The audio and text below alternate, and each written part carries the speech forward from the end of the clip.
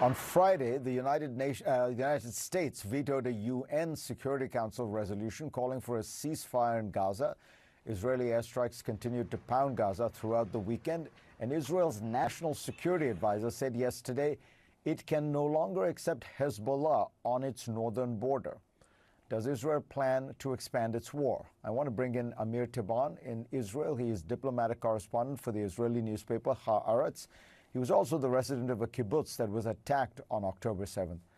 Amir, welcome. I want to ask you, for those of us looking at this from afar, it does appear that the airstrikes continue at a kind of extraordinary pace. You know, the Financial Times has calculated that more of Gaza has been destroyed than Dresden during World War II. Euromed Human Rights Monitor says that in the first month, Israel has dropped 25,000 tons of firepower, which is the equivalent of 2 nuclear bombs. That's just in the first month. The civilian death count is now 17,000 in Gaza. Is there a strategy behind this, or is this going to continue until the last Hamas militant is killed? Farid, I think this is a response to an unprecedented terror attack that Israel had never experienced before. And frankly, it's hard to think of an equivalent attack, you know, in our lifetime. You can look at September 11, perhaps, as, you know, the only comparison I can think of. And obviously, what's happening now in Gaza is an attempt by Israel to defeat Hamas and make sure that something like October 7 can never happen again. Now, is that strategy actually successful or not? I think we need a little more time to see what happens with Hamas in Gaza.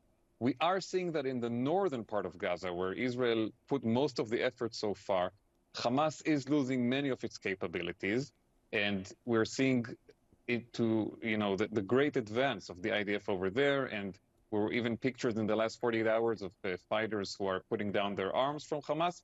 We still have a very strong presence of Hamas in the southern part of Gaza, and that's going to be more difficult. But obviously, when Hamas launched this attack on October 7 and decided to go into communities, into civilian, kibbutzim and towns and cities, and murder and kidnap civilians, this was the response that I believe they anticipated would come from Israel. I mean, what Yahya Sinwar did on that day, he signed the death certificate, you know, of just a disaster for the people of Gaza. And for me, personally, it's very, very sad, and it's a terrible tragedy. But I don't think any country in the world would have accepted what happened to Israel on October 7 and not responded in such a forceful way. Is it possible, though, that the strategy will backfire? I mean, it does feel like it's difficult to see how the 2 million people of Gaza, who are still going to be living right next door to Israel, will look upon this and say, you know, we have to come to peace with our neighbors.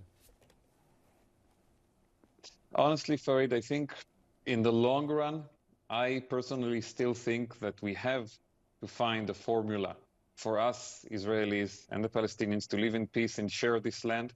But I think right now, we're looking at a very, very difficult situation on both sides, definitely, in which we have a level of hostility that is unprecedented even in this very, very long and bloody conflict.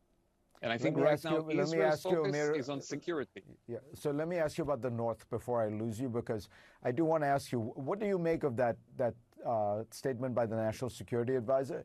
Does that mean Israel feels it has to now go into the north as well?